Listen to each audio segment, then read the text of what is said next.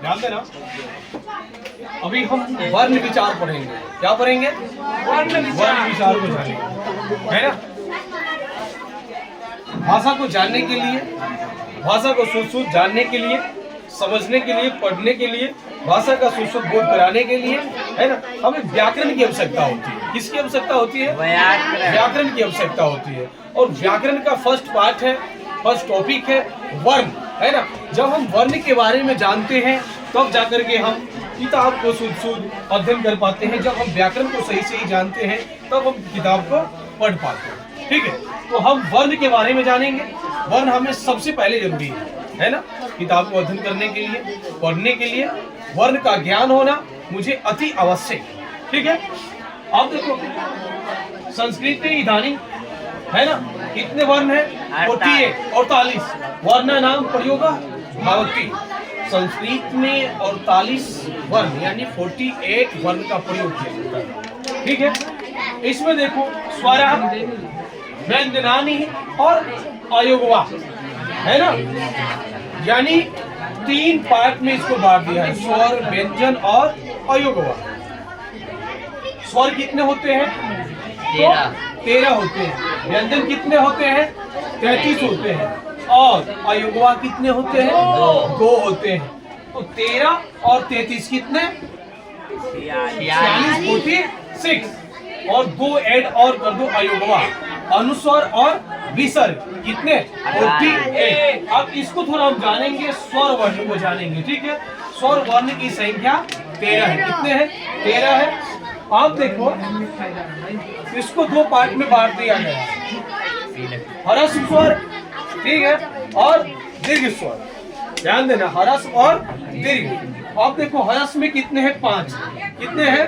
5 है। ह्रस्व में क्या है? जो एक मात्रिक समय लगता है, एक मात्रा का समय लगता है, ठीक है, यानी सबसे कम समय लगता है।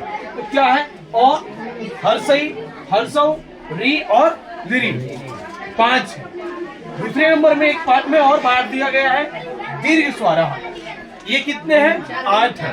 इसमें 2 मात्रिक का समय लगता है, द्विमात्रिक वर्ण, द्विमात्रिक वर्ण, है ना, यानी ह्रस्व के अपेक्षा दुगनी समय लगे उसे हम दीर्घ कहते हैं। अब देखो आ, दीर्घई, दुर्गौ, ए, आई, ओ, औ और री।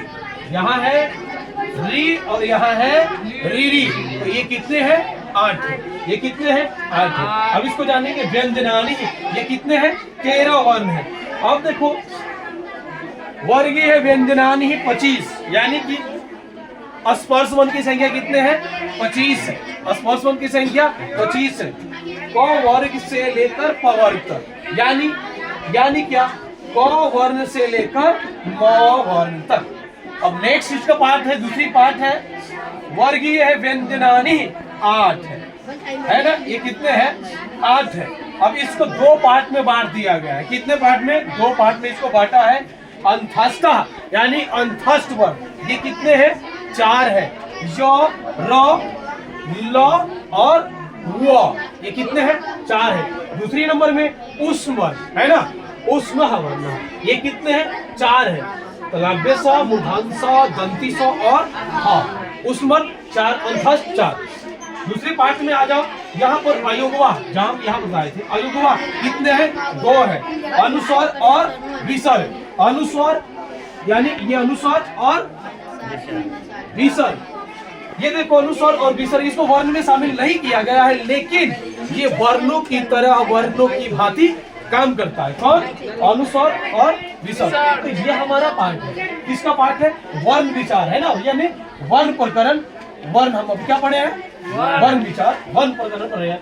इसके आगे भी कई सारी जानकारियां देना बाकी है, जो कि मैं नेक्स्ट क्लास में दूंगा। इतना ही कहते, धन्यवाद।